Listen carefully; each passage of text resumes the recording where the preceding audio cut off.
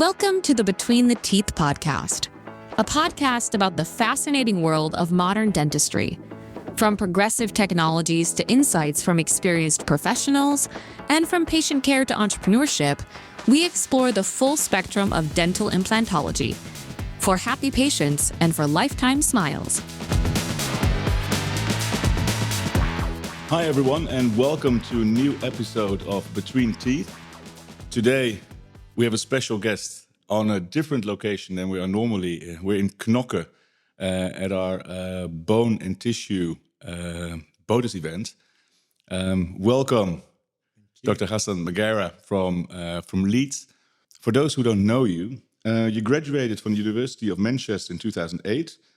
You're an aesthetic implant dentist. You're the head of scientific committee at Baird. You run a Leeds dental implant and cosmetic clinic.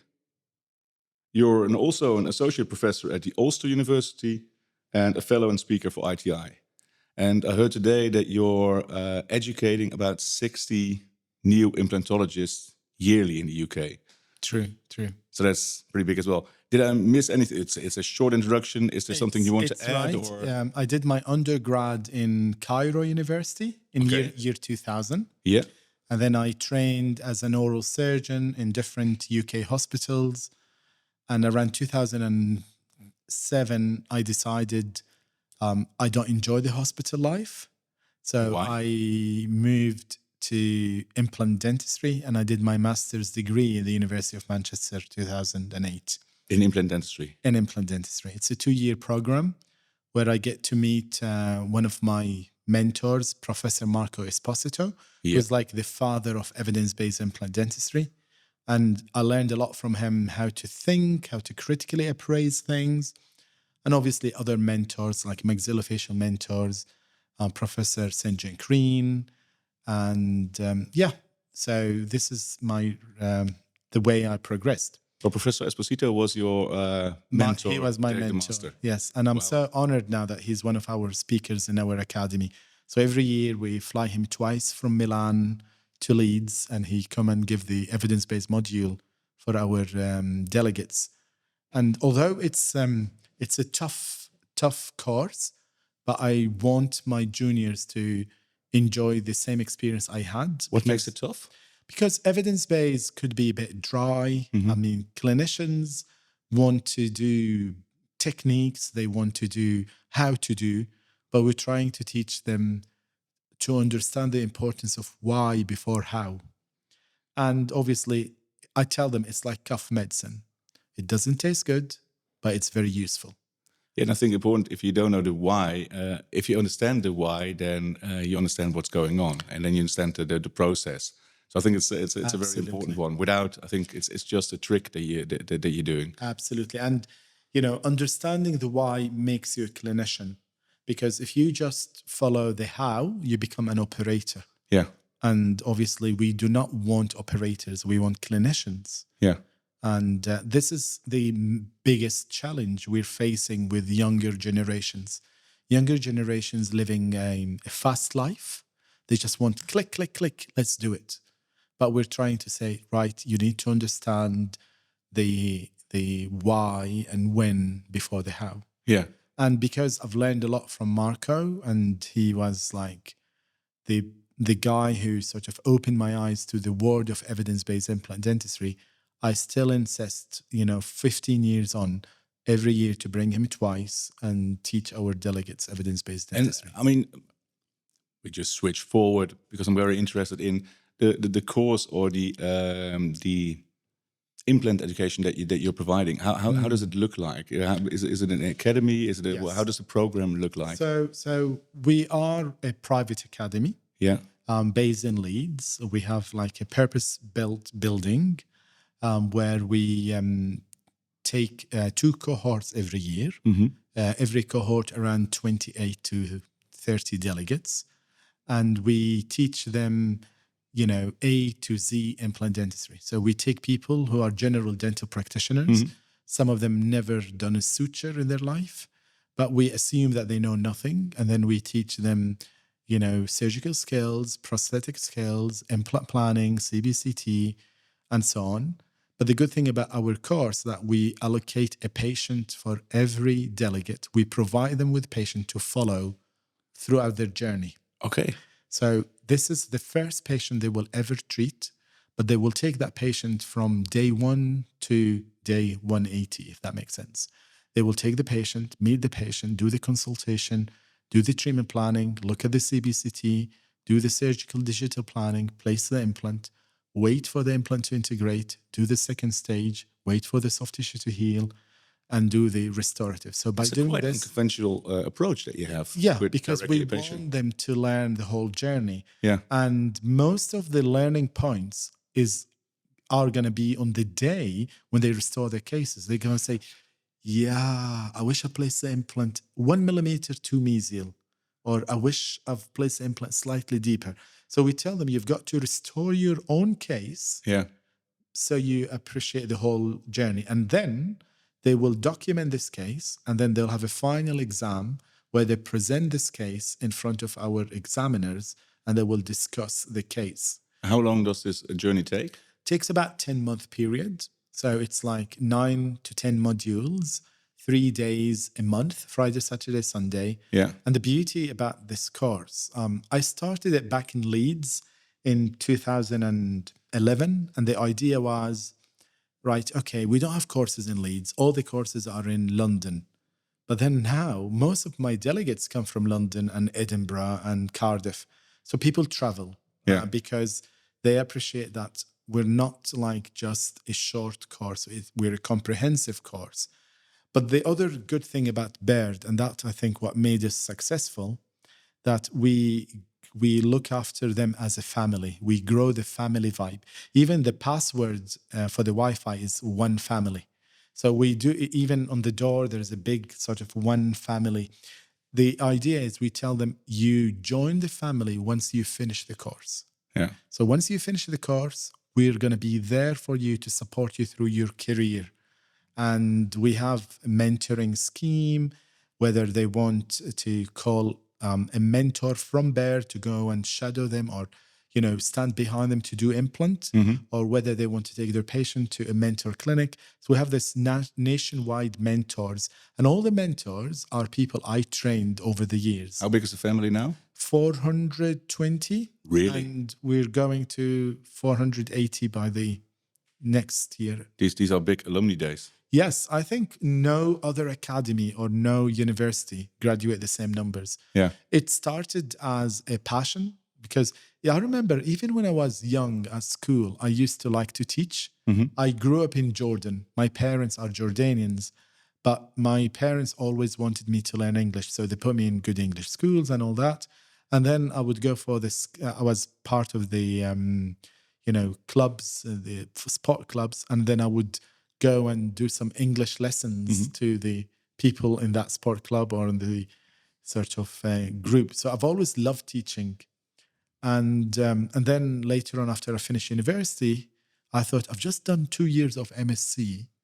I've learned evidence-based research, but there are people who cannot commit to 2 years and they just want to learn things. And I thought, there is a gap in the market. Let me set up the academy. And at the time, it was a hobby on the side. Yeah. 5-6 delegates a year. But now we're a proper institute. We have a big admin team. And like as we speak today, I'm here in Belgium and I have an exam running back in Leeds. And the thing is, I'm not sure how it is in the, we've got a very long introduction already. But I'm not sure how it's in England compared to, or UK to, for example, Netherlands or Belgium. But in the Netherlands, if you're a dentist and you want to place implants, literally it says if you're capable of placing implants, you're allowed to. And on the other opposite, you got a complete master of 2 years. Yeah. There's a very, very big gray area in between. So I think the need for education like absolutely. you, I think in the UK, we have a good system, and the system aims to protect patients. And the system is, you can do whatever you like, but when things go wrong, you have to show that you've done proper training in line with the implant training standards from the Royal College of General Dental Practitioners. Yeah. And these standards being developed over the years, but basically they state you should attend a 1-year course, so not short weekend courses anymore. This course needs to tick certain tick boxes in a curriculum. Yeah. Covers surgical, prostho, perio. And then this course needs to have some clinical training and some mentoring scheme and needs to finish with some sort of assessment. Yeah. So these are the 5 conditions. So you cannot just say, I've done a course, like 2 weekend courses. No. Now, the good thing that once you've done this course and God forbid things go wrong, as long as you've done that and you could show that you've done that, you will be protected. Yeah. And I think that's the beauty of the UK. Now, you could still do MSc, but obviously MSc means research, thesis, assignments. And some dentists, some clinicians, they just want to include implant as part of their treatment options they offer to their patients. So they don't want to commit towards MSc. And it's sad because I know some MSCs, people, they will barely touch a patient. So, well, our course, it's unique, it's successful because from the very beginning, I understood the importance of clinical training. You need to teach them, and then they need to apply that on their patients. Yeah, but I think it's a good system the way you provide it in the UK in that way. So it's true. We can learn from that. True, but obviously there are some courses now where they're trying to adapt the online version and call me a dinosaur. I still don't believe in online teaching. Unless I look at my delegate in the eye and discuss things with them face to face, I don't feel that they've got the message. I mean, partially you can, but not completely. And at the end, I mean, it's about patience as well. So I think the practical part is... practical, but I still like the face-to-face discussion. Yeah. Now, don't get me wrong. I mean, my advisors tell me if I go online, I'm going to scale on a much higher level. It's going to be better for the business. But for me, I think I don't want to lose the value. Yeah. And the value is I want in day one, I go to my delegates and say, like it or not, I'm going to be your best friend from now on. Yeah. My number going to be on your speed dial, and I want you to use me. Cool. So, that's the beauty of face-to-face. And yes, there are people who prefer the online. Yeah. And there is a market for them. But I can tell you, our course is always fully booked in advance. We've got a waiting list. And these people who don't want online teaching, they want to come and it's hard. They come and travel and stay 3 nights every module, but they're committed. Yeah, but it's the same like, having you on the stage here today in Knokke. I mean, I can listen at a webinar about the same topic, but it's different. Absolutely. Because of the dynamic, because the eye contact, because the questions. I mean, it's the engagement. It's completely different than live. Because, like I said, we have a long introduction, and I absolutely like it, so we can go on. But normally we always start with a question from a speaker before. So now we don't start with a question. We have our question somewhere in within. And the last person, so the podcast is the last person gives a question for the next person in the podcast. The last question we got from you and him as well, Giorgio Tabanella. And Giorgio Tabanella has, we have a small video clip of him asking a question for you. Absolutely. I would like to ask him something I would like to know. How does he see the future in terms of biomaterials? Does he see more and more the use of synthetic biomaterials or still allograft or xenograft? Very good question. And I think the future gonna be, I think it will just continue as it is, because the beauty of what we have now, the market offers different solutions according to different philosophies. And I always say, and I said it this morning, if I go and mentor someone and I find they have one type of biomaterial in their cupboard, I know they don't understand biology. And I said it today as well. There isn't a perfect biomaterial yet. Yeah. So different biomaterials will achieve different results, and therefore we should use them for different indications. I hope that the the future of biomaterials is going to be the same. We're going to have full range of products. It's going to be less invasive because that's where we're moving. We have to understand biology, and therefore we have to understand time is a factor. We cannot bypass time, but we could offer our patients a minimally invasive operations. 20 years ago, I was trained how to take bone blocks from the chin or the ascending ramus or the iliac crest. Nowadays, I don't do that in my private practice. You say we can't bypass time, but aren't we already bypassing time compared to years ago because the materials that we have? The only way to bypass time is use autogenous, because autogenous is the bone which is osteoconductive, inductive, and osteogenic, and that's why it will heal faster. Yeah. But I think all other biomaterial, because we're talking about biomaterial, we're not talking about implant, immediate loading, that's different.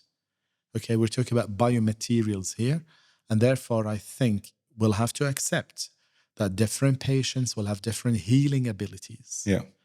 And usually biomaterials which are osteoconductive and in the best scenario might be inductive will still need time. Yeah. So I still feel personally we're not going to bypass time, but we're going to make our cases less invasive.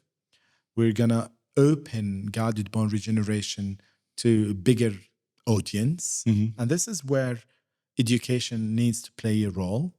So things will be easier than before. Yeah. You don't need to be a maxillofacial surgeon to do bone grafting anymore, but you need to be well-educated general dental practitioner. Yeah, I agree.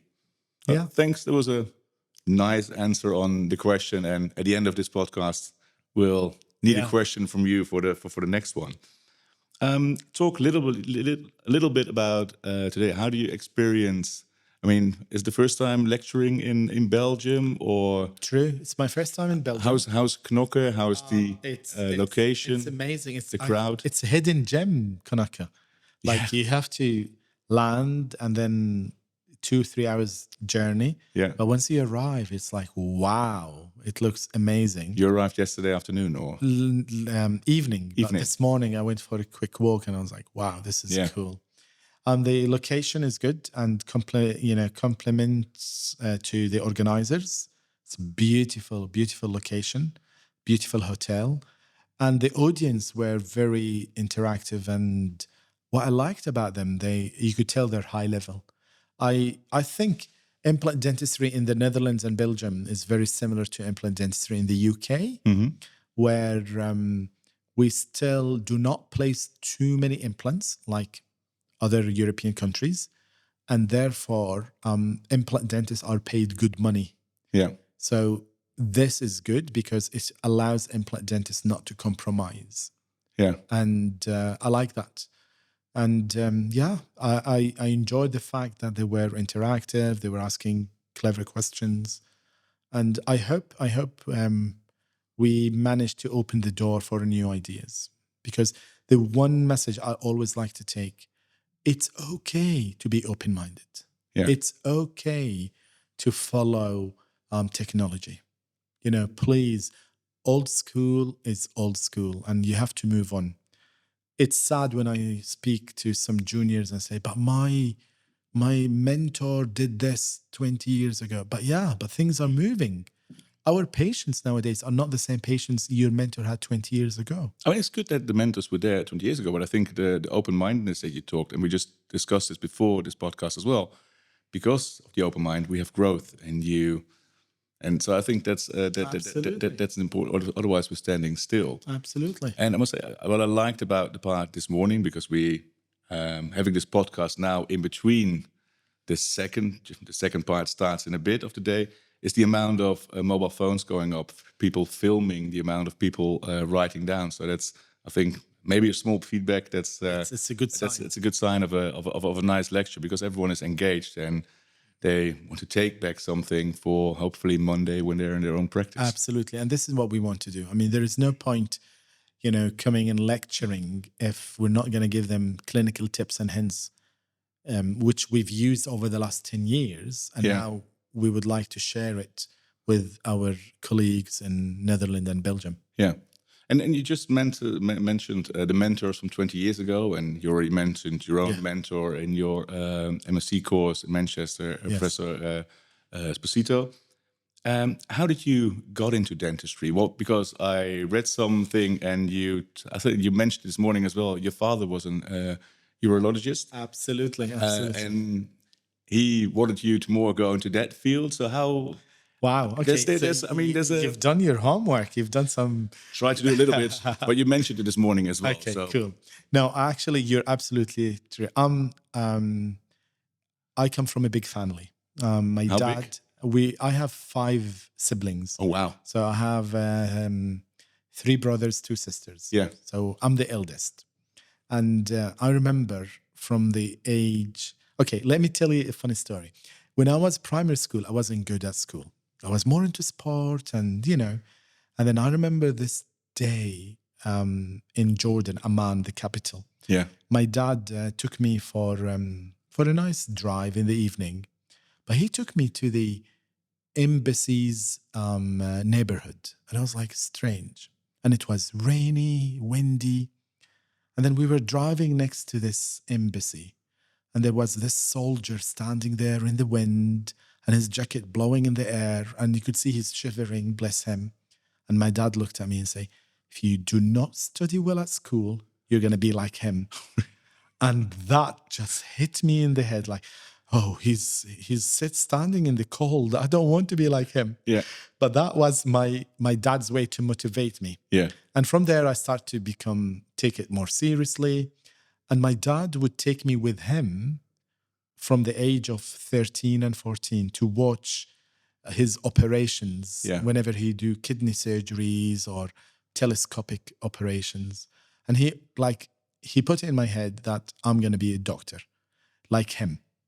And I did well at high school. How did you like these first surgeries? I was amazed. I remember needing to stand on a little step so I could see what's happening on the operation. And everyone was welcoming me. At the time, things were more relaxed. And obviously, patient, oh, you're the son of the doctor. They would like you to be involved. And obviously, I just sit and watch. And then I used to love going to the doctor's restroom because there's always coffee and biscuits and stuff. So it was a fun day. But you weren't bothered about the surgical stuff? No, and that's what my dad did. He sort of introduced me to that from a young age. Now, the story goes, I finished my high school, and then I decided to go to medical school, and then I had 2 offers. Yeah. Cairo University and Belfast University, Queen's in Belfast. Yeah. My dad wanted me to go to Belfast because my dad trained in the UK, so he wanted me to go through the same experience. Mm-hmm. My mother didn't want me to go far, so she said, Hassan, go to Cairo. It's only 1 hour flight. You will come every other weekend. We'll come and visit you. So obviously, I could tell the discussion between my dad and mom ended my mom winning the discussion. So I went to Cairo. Yeah. And the way at the time, I would go to the dean to get my papers. So I take it from the dean to the HR or whatever. Mm-hmm. So I went there and I got my papers, and then I found it says dentistry. And I was like, no, there is a mistake, because I flew from Jordan to Cairo knowing I'm going to medical school. And at the time, I was still young and passionate. And I went to the dean. I said, what did you do? You gave my place to another student. You're corrupted and all that. And the dean waited until I just finished. Yeah, fuming. And bless him. He was like, have you finished, my son? I said, yes. He was like, your dad called us last night and asked us to move your file from the medical to the dental school. And that was like a shock. I really wanted to disappear because it's so embarrassing. Yeah. So then I said, okay, yeah, I'll go to dental school. Then I went, picked up the phone, I spoke to my dad. Dad, what did you do? Why? He was like, Hassan, I know you. You're not made for long surgeries and operations. Surgery is, medical surgeries is long. And only last night I did this long operation, did not sleep, and it was so stressful. And I don't want you to go through the same stress. While my dad's best friend is a dentist. Yeah. And he's always on holidays. He's always jetting around.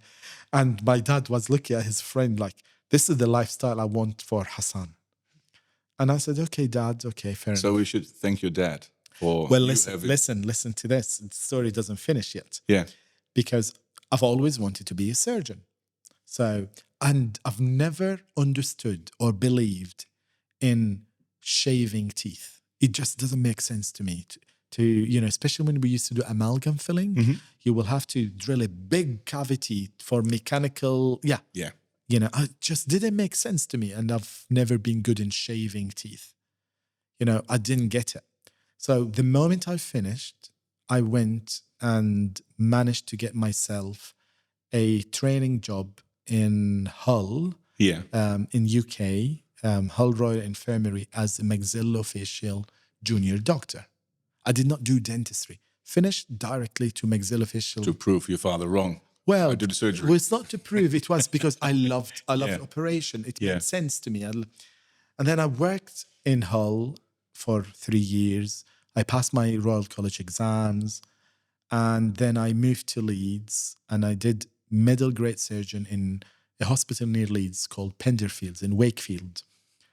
And 1 year in that job, I hated my life. Like on-call shifts, no social life. You would do big operations and then some of the oral cancer patients, they pass away, or even if they live disabled. I thought, this is not for me. Yeah. So I picked up the phone and I said, Dad, do you remember when you told me I'm not made for hospital life? He was like, yeah, but you're doing well, son. I said, well, actually, you're right. I'm wrong. I'm going to leave the hospital. But at the time, one of my best friends who helped me to get the job in Hull, he was a maxillofacial surgeon in Jordan. And he had some connections. So he's the one who helped me to find my first junior job in Hull. He later heard that I left the hospital and he picked up the phone and he called me from Jordan and he was like, Hassan, why you're giving up? You're doing well. You just have a few years and you become maxillofacial consultant. Why? And I said, well, I don't enjoy it. And he was like, what the hell? Don't be a loser. What do you want to be?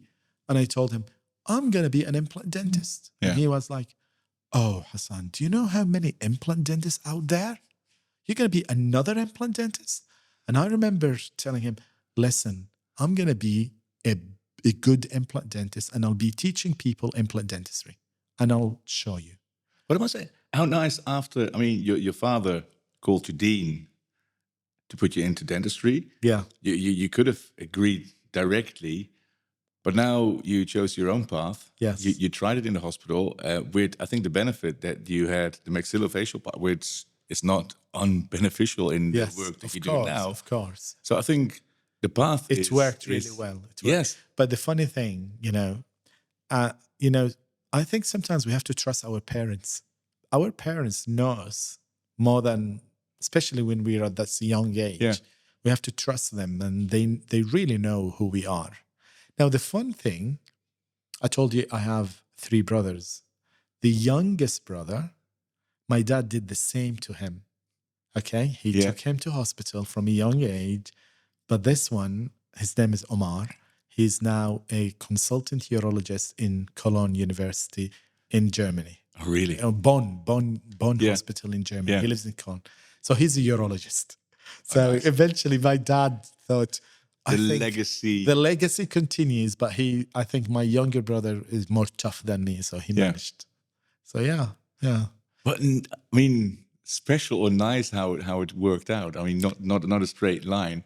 So it's a nice story. Yeah, I think I'm lucky. Yeah. I've always respected my dad, and I could have said no and all this, but I've respected my dad. My dad always been my hero.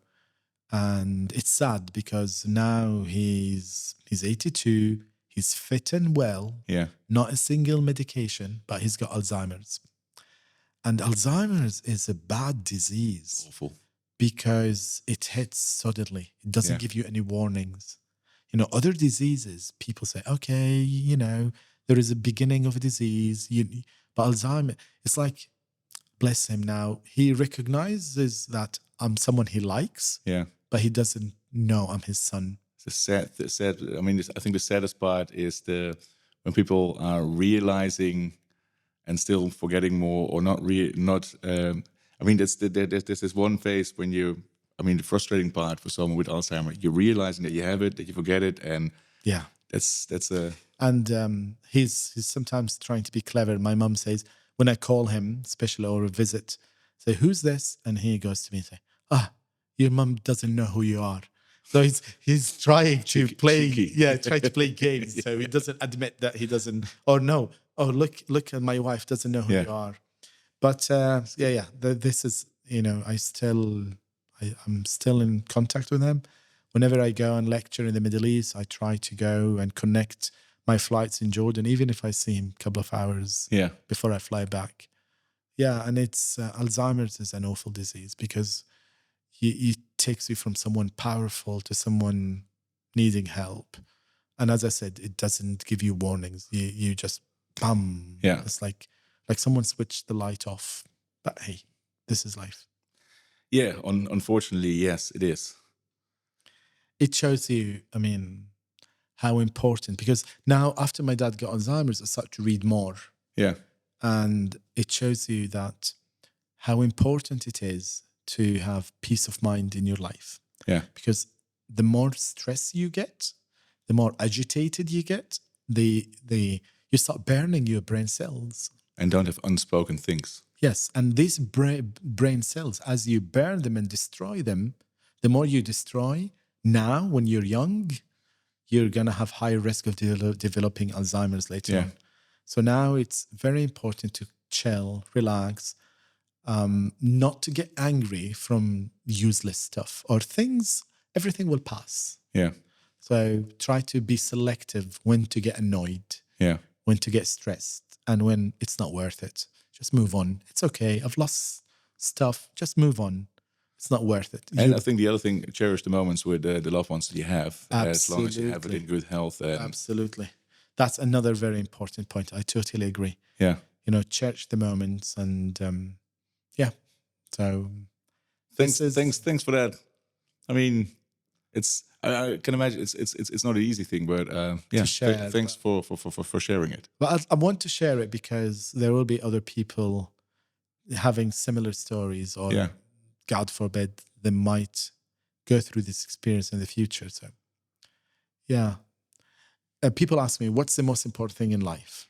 And I tell them, love is important, money is important, success is important, but there is nothing as important as peace of mind. Yeah. So anything interfering with your peace, not worth it. Yeah. If success gonna interfere with your peace, you don't want that. If money and wealth gonna interfere with your peace, you don't need that. If love, and this is controversial because people think love is the most important thing. Love is important, but if it's gonna interfere with your peace, you don't need that. So I think the most important thing is peace. Peace of mind. Absolutely. Yeah. Do you agree? I fully agree with you. No, I fully agree. I think that's an important. All the other stuff is irrelevant. If you don't have peace of mind. True. And if things are stressing you out or bothering, so no, I think I fully agree with that. But in all the hectic and the quickness, all the other stuff looks important, but they're not. I mean, they're all secondary. Yeah. True. And the one thing I think, as you alluded to earlier on, I think we as men or ladies, especially dentists, I think we need to learn to share emotions, because, a problem shared is a problem halved. Yeah. And we need to learn to let go. And, it's not weak sharing emotions. No, that it's not as easy for everyone to open up to share emotions. But the thing is, to slightly go back to the thing with your father. I mean, share emotions, but speak about things. Unspoken things are very, very sad. True. If you can't do it anymore. So I think sharing emotions, speak about stuff. I think that's Yeah, very, Important. very, very important. True. Hassan, because otherwise we're here, and I'm not bothered about it. I could do it for hours. One of the topics that we have in our podcast is we have a quick fire. And a quick fire is we give you two options. You have to choose one. And then we can discuss it shortly why you chose those one. Are you ready for the quick fire? Absolutely. More or less, you already mentioned it, but if you could choose teaching or practicing. Oh, it's a difficult one. Do I have to choose? Yes, you have to choose one. Yeah. It's hard because you cannot teach if you don't have practice. Yeah. And teaching is very good for practice, because if I know I'm teaching, I'm going to practice to high standards so I can share the results with my students. But if you don't practice, what can you teach about? Exactly. So they both need each other. Yeah. So, but if you prefer one, what gives you more? What sparks you a little bit more? Both, but one. Okay. Now I'm 50-50. Okay. 10 years down the line, I'm going to be, I think, teaching more. Yeah. Because, practicing, like it or not, it's hard. And it takes weight on your back, in your eyes, on everything. But I'll tell you what I've done. I've known I'm going to need to make a decision sometime soon. So what I've done, proudly, in my office, I have 3 implant surgeons who work with me, and all of them are my students. Yeah. So, and we have an agreement that whenever we do cases, we upload all the cases on a special sort of folder in the cloud, and all of us can share that to teach. Yeah. So somehow I'm going to drop down. I know at the moment I'm 2.5 days with practicing on patients. I know in 5 years, maybe 2 days, 5 years afterwards, 1 day. What was it 5 years ago? 5 days. 5 days, okay. Yeah. So I think it's a gradual thing, but what I love about teaching is passion. Teaching takes you to like all around the globe. Last week I was in Mexico and Panama. Oh, funny, I was in Mexico last week as well. Yes. In Tijuana last week. Yes, you went for the hands-on training, I've heard. Yeah. That's amazing. I've heard it's a beautiful hospital. No, I was in Merida. They had the ITI Congress. Month before, I was in Prague. So traveling, which is, my passion is traveling. Yeah. If you ask me, what do I enjoy in my spare time, as sad as it is, I love sitting on my laptop and building presentations and doing keynotes and all that, and doing videos, animations. I love that. So that works with my teaching. But I wouldn't be able to teach if I didn't have good cases to show. And I mean, the whole idea of teaching is to share ideas and clinical tips and hints. Yeah. So I think sorry, I'm going to reject your answer and I'll say they go hand in hand. This is a hard one. Now we have to keep on going because we need an answer. No, I understand. And that's why the quick fires are fun, because sometimes we really think it's easy, but some of them just aren't. I mean, they're together. Yeah. They go together. It's not like you're telling me, would you prefer to go to Netherlands or Belgium? No, they literally go together. Yeah. So you can't teach if you're not practicing. And if you teach, you're going to practice really well. And at a certain point, it's like equilibrium. You move it, you shift it gradually from one side to another. But I think if you ask me in 10 years, I could see myself teaching more, practicing less. Yeah. I need to sort of create space for my juniors to be more creative. And I'm so lucky because I've got 2 daughters into dentistry. Really? So Lana, my eldest, she's 4th year in King in London. Yeah. And Jenna, 2nd year in Sheffield. And then even my daughter's fiance called Hassan Jr. He's also into surgery. So I've got it planned. Wow. Hopefully. Finger crossed. No, it's going the right way. Yeah. Can sit back proud and look at the next legacy. Yeah, let them do the hard work. If you look, evidence-based protocol or clinical intuition, is that... Oh my God, your questions Is are it so easier tough. Your questions are so tough. Okay. One of the common mistakes that people do not understand what is evidence-based practice. Mm-hmm. Evidence-based practice is the integration of three elements: best available research, your clinical experience, and your patient values. Yeah. So evidence-based practice is integration of these three together. All right? Mm-hmm. Now, if I'm treating my mother who's 70 years old, evidence-based practice is going to be different than treating my brother who's 30 years old. Yeah. So I would say, answering your question, evidence-based practice, if you understand what does it mean, because evidence-based practice includes your best clinical abilities. Yeah. So I would answer here evidence-based practice. Yeah, I can imagine the way you explained it, absolutely. Yeah. Because the problem, if you just base on your clinical feeling, number one, what works in my hand might not work in your hand. Yeah. And number two, how do you know that I've just showed you the best case and I did not tell you about the 10 failures I did? Yeah. Yeah. So you go and take my technique, you do it, and it doesn't work. And then you start to think, oh, maybe I'm a bad surgeon. Yeah. Maybe I should not do it.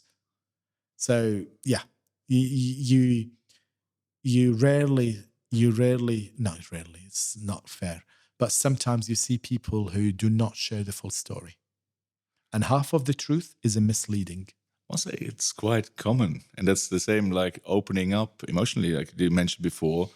A lot of people, I mean, if you look at a lot of lecturers, they're not showing you the full story or the failures that came before, or the path that took them where they are now. Even research, if you have two studies, let's say you only have half an hour and there are two studies you need to read and you don't have time to read both. Yeah. I would read the one which has failures, because a study showing 100% success means nothing. Yeah. While a study shows 90% success, I'll be interested what happened to the 10%. Why did they fail? That's the learning. Yeah. And you learn more from that. Yeah. So you learn, okay, they failed because, for example, a denture was putting pressure on the bone block. Yeah. Or because they put implant in someone with perio. So we learn from failure. So again, evidence-based, also you need to know what to read. And the other thing, there is a hierarchy in evidence-based. We don't have time to read. Today, Drazen, he was talking about using hyaluronic acid. And he said he went in PubMed and there were 42,000 articles on hyaluronic acid. I don't have time to read 42,000. Yeah. But then the next step would be hyaluronic acid, random control trial. And then most likely I'm going to find 6. Yeah. And then I would look at these 6 and say, okay, how many of them had some failures? And this is how I would critically appraise the literature. Yeah. And then help me what to read, if that makes sense. Oh, it makes absolutely sense. I think then that's a fair point. And actually, for example, in a practical thing, we still have to plan it. But one of the things I really would love to organize, and we're talking to people now, is just a complete day only about failures. Because failures, a failure on itself is shit. But a failure where we can share or we can learn from, it's only growth. Absolutely. And that's the thing. I've mentioned it this morning. One thing I've learned from my mentors, you always need to identify the challenges the patient bring to you. Yeah. And you have to mention them to the patient and never apologize for these challenges, because it's not your mistake that they have thin phenotype. Yeah. It's not your mistake that they have deep pockets or they smoke. So you go to them and say, these are the challenges you present to me. These are my solutions. Yeah. And this is where things can go wrong because of the challenges. So patients need to understand that we're not starting from square one. We're starting from -10. Yeah. And it would be great if we take them from -10 to +10. But if we only go to +6. But it's the whole expectation management. I mean, for a patient at the end, it's easier as well. I mean, if you, it makes sense. If you don't say it, then you can have the same outcome, but then it's Excuse. an excuse. Excuse. But if you explain it up front, then It's a reason. yeah. Absolutely. That's the difference. Reason, excuse. Absolutely. I hope the next one is a bit Easier for you. Win the Premier League once in your lifetime, or beat Manchester United every single season forever. Beat Manchester United every season. Sometimes we have very simple. Absolutely. Beat Manchester United every single day. And let me add, But not the Premier League. I don't care who beats Manchester United, as long as Manchester United don't make it. But hey, they're making it easy for us. They're struggling. Yeah, They're struggling. should have chosen Man City now. Or Okay. Do you know what? I like how Man City plays. Mm-hmm. I like how Liverpool plays. I dislike Arsenal. The Arsenal, maybe this season they're getting better, but Arsenal tend to play a boring football.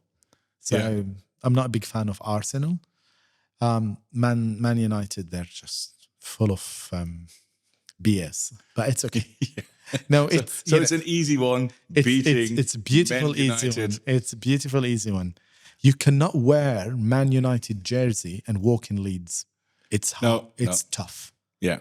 Yeah, and that's the beauty about Leeds United. We're very passionate about Leeds United in Leeds. Yeah. We love Leeds, and regardless where we are, up and down, even the song "Marching On Together," it just says, "We'll always support Leeds, up and down. We're the best team." But yeah, if you said you've been to Elland Road, Yes. it's just so electric. Yeah. Being there, and It's not the biggest stadium, but it's a electric. real atmospheric crowd. Yeah, and managers say it. They say, beating Leeds in Elland Road is a difficult job. Yeah.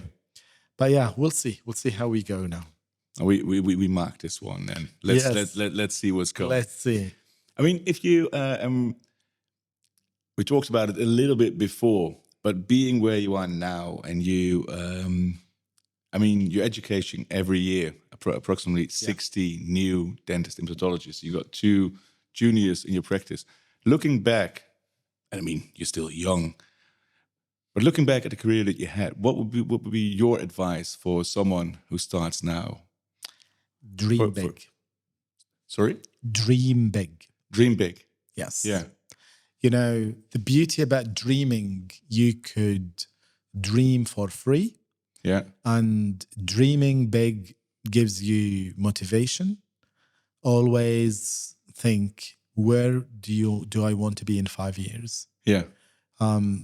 You really need to plan your life ahead. Is that something that you start in Barrett with your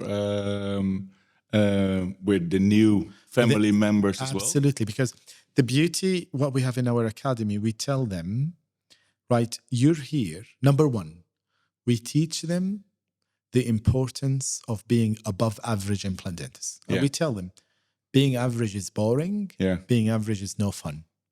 So we tell them, if you want to be average, Baird Academy is not the right place for you. It's funny because you started your lecture about the average dentist today as well. Absolutely. Yeah. And we said, no one wakes up in the morning and say, I'm going to be average today. Yeah. Average is boring, right? Yeah. So that's number one.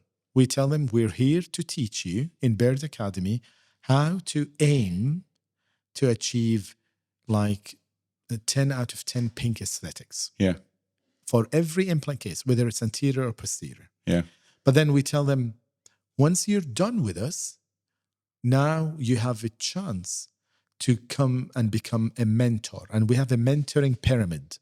So you have within the program as well? Yes. Okay. So we have a mentoring pyramid where first we invite them to come and mentor the restorative sessions. Mm-hmm. So they can shadow or overlook or supervise their junior colleagues doing impression for implants or fitting final crowns. Yeah. And then later on, after they attend some more master classes, they become a surgical mentor. So they come and mentor our junior colleagues placing implants in the academy. Actually, it's a learning thing as well. Absolutely, because when they mentor, they're going to have a more senior mentor mentoring the mentors. Yeah. So we have one-to-one mentor, and so every delegate will have one-to-one mentor, and this mentor will have a more senior one floating, supervising the mentors. And mentors come to me and say, wow, we've learned today something. Yeah. And then once they prove themselves and do some mentoring sessions, they qualify to the external mentor level. Yeah.